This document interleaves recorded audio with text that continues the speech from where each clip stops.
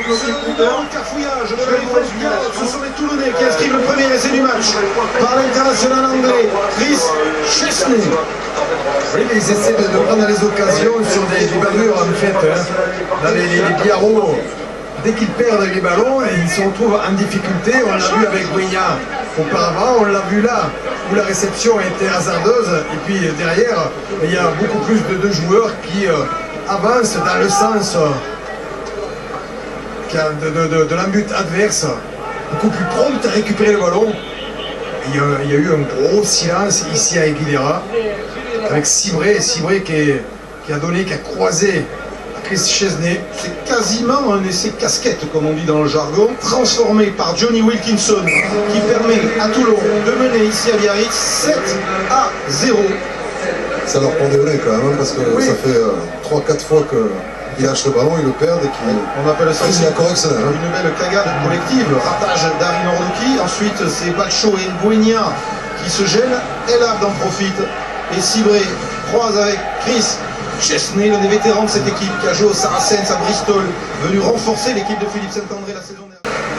Dimitri Yachvili, à 3 minutes de la mi-temps, il ouvre le compteur du Biarritz Olympique, il n'est plus mené que 3-7 sous l'œil de Marc Yebomo, qui est installé ici aux côtés de Serge Blanco, entraîneur de l'équipe de France, qui suit d'un œil attentif ce match. 3 pour Biarritz, 7 pour Toulon. On aperçoit Serge Blanco aux côtés de Laurent Rodriguez. Et côté toulonnais, c'est l'auteur de l'essai là qui est au premier plan en train de se désaltérer, Chris Chesney. Et les consignes avec le numéro 7 qui est le capitaine Joe Elabd, Aubin Weber. On calme, on se repose d'abord un petit peu, on s'hydrate. Et on va préparer la deuxième période. Voilà, je vous rappelle le score, donc 3 pour Biarritz, 7 pour Toulon. Grosse soirée rugby. L'essai de Chesney. Qui a tourné, pénalité pour les Toulonnais. Pénalité pour Toulon que Cibré fait mine de jouer vite, mais bien évidemment, il va confier le soin à Johnny Wilkinson d'essayer de redonner une petite marge de sécurité aux Toulonnais.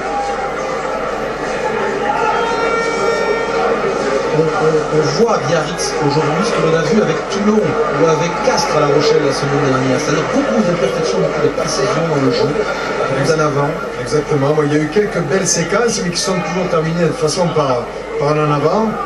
Et ensuite, des séquences plutôt courtes, beaucoup de séquences très courtes dues à de l'imprécision. Ouais, c'est un grand classique de début de saison, ça, quand même, souvent. Johnny Wilkinson, pas très en réussite pour l'instant, 1 sur 2.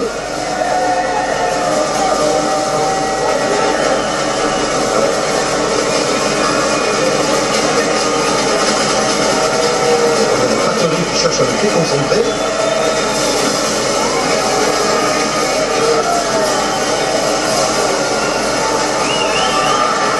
Wilkinson, on peut pas.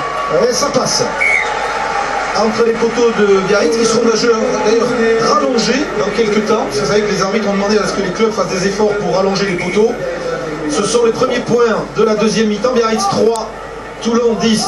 Pénalité signée Johnny Wilkinson. Elle passe. Sixième monsieur Péchauvet. Johnny Wilkinson qui va passer en tête de perche. 3 points de plus. Et Biarritz n'est plus à portée de laisser transformer. Biarritz 3, Toulon 13. Johnny Wilkinson encore frappé. Un petit mot avec Philippe Saint-André. Sur votre écran.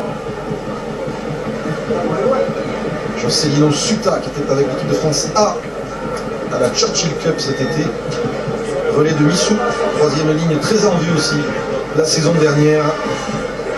Voilà, 29 ans après leur dernière victoire ici, les Toulonnais vont de nouveau s'imposer à Aguilera dans ce qui sera forcément l'un des temps forts de la journée. Et on va détailler tous les autres résultats, voir ce qu'ont fait les autres favoris. Ils sont nombreux cette année dans le top 14. Perpignan, Clermont, Castres et Toulouse jouent du vert, le Racing.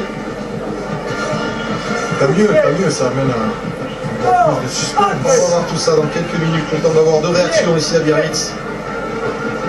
Loré et les Biarros qui courent après le point de bonus défensif. Il leur faut pour ça au moins marquer un essai.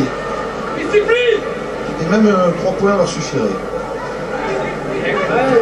la charge.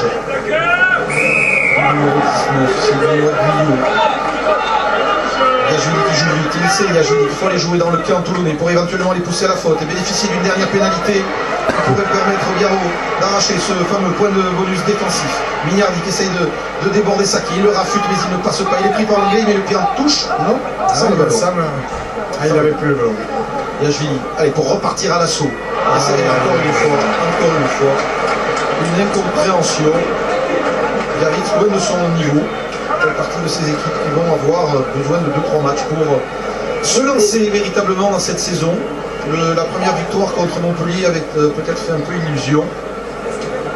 Et encore une fois, de très gros rendez-vous se préparent, s'annoncent pour le Biarritz Olympique ces prochaines semaines. Et on les suivra de très près. Mignardi, impuissant ici face à Paul Saki. Le finaliste du challenge européen va s'imposer sur la pelouse du finaliste de la H-Cup. Et Aubin Weber, ça fait 29 ans qu'on n'a pas eu ici. Exactement, 1981. Je vais confirmer la stat. 1981. Et le visage marqué, la déception sur le regard de Philippe Midavé. Sirène qui devrait retentir. Là aussi, dernière action du match, on aura le temps de faire une réaction, la Guille. Avec un Toulonnais peut-être, on verra les Biarro tout à l'heure dans le jeu de rugby, on essaiera d'y avoir peut-être avec Johnny Wilkinson peut-être. Ben, on va attendre la fin du match quand même. Oui, dans quelques secondes.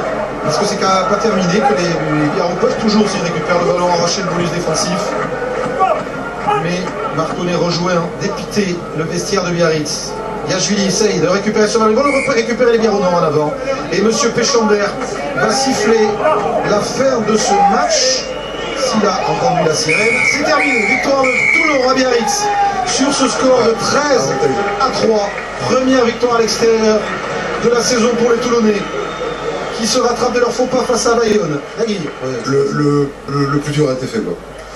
Ouais, c'est vrai qu'on n'a pas vu un grand match, mais on avait un peu la pression, on voulait se racheter par rapport à notre public la semaine dernière, qu'on est un petit peu déçus. J'espère qu'aujourd'hui ils seront fiers de nous à Toulon. On a donné le maximum, on n'a pas fait un grand match. On a fait le match qu'il fallait à l'extérieur, conquérant. On a mis des tampons, on a été agressif, on a joué sur les fautes de Biarritz, et ça nous a payé. Donc voilà, on va essayer maintenant de profiter de cette victoire et de préparer le Racing parce que ça va être encore une grosse partie. C'est une semaine un peu plus tranquille quand même la semaine prochaine, un peu moins de pression peut-être. Ouais, mais il ne faut pas qu'on s'endorme. On a vu que dès qu'on se relâche, on perd. Il n'y a pas de match à la maison, à l'extérieur. Toutes les équipes sont prêtes à gagner leur match. Donc maintenant, ça nous a servi de leçon. J'espère qu'on ne fera pas la même erreur. Sébastien Bruno et Toulon victorieux pour ce premier déplacement. Remet les pendules à l'heure d'entrée. C'était peut-être le premier coup fort, gros coup de ce championnat. On va le savoir en regardant le jour de rugby, mon cher Philippe, puisque François nous a...